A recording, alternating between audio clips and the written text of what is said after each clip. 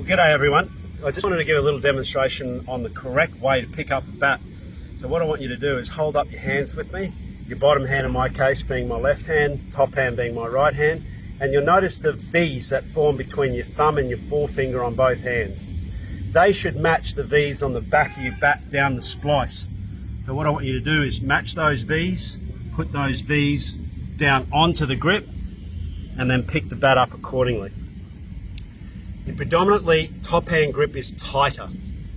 Majority of cricket being a side-on sport is done through your top hand, playing in those kind of arcs like that. The bottom hand is merely a guide, so it doesn't need a great deal of tension with these other three fingers.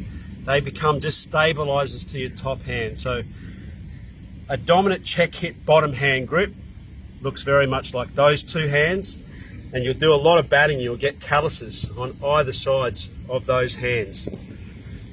When it comes to the bat and the shape of the bat, I used to have 9 grains going down my bat.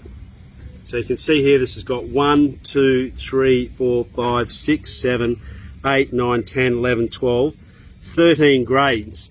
This is one of Bubba Rizwan's bats, I think, well, Bubba or Rizwan, I'm not sure, Bubba I think it is.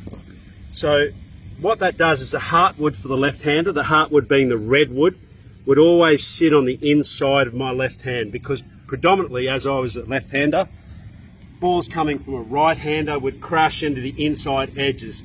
The redwood means that the willow itself is actually harder on that side, so I used to like that bit of protection.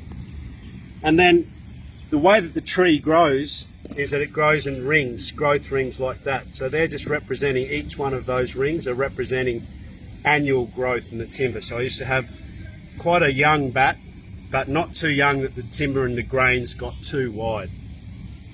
Weight, as you can see in the distribution, is going up towards the splice of the bat. It's a little bit more thickness through this bottom edge, and you'll also notice that these edges are very flat. Not much of a camber in the face of the cricket bat. They've got flat faces, and that's so you can put a lot more weight in the back end of the bat. Also, you look down the back towards the ridge of the bat, you'll have a concave type shape through the ridge of the bat.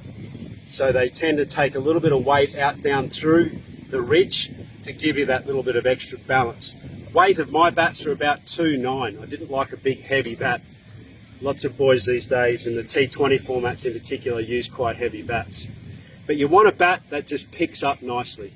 You don't want it to drag through the range of your back lift at all. It just wants not too much tension in your forearms, that you can just pick it up nicely.